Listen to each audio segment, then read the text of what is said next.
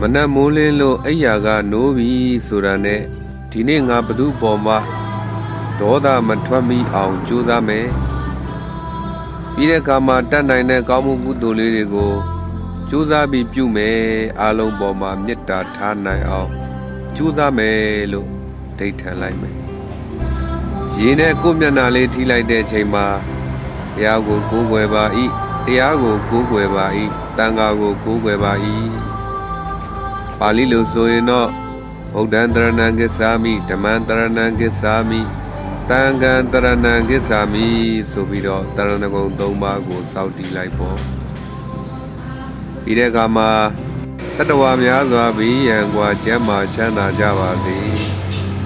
ဟောဒီရေကလေးကအေးချမ်းတယ်လို့ပဲတတ္တဝါတွေရဲ့ကိုယ်စိတ်နှစ်ပါးအေးချမ်းကြပါစေဆိုပြီးမေတ္တာဖြန့်ဝေပို့လိုက်ပေါ့အော်ငါမနေတော့ကမသေးသေးတဲ့အတွက်ကြောင့်ဒီနေ့အသက်ရှင်နေတာပါလားဒီနေ့လဲငါအချိန်မရွေးသိနိုင်ပါလားဆိုပြီးတော့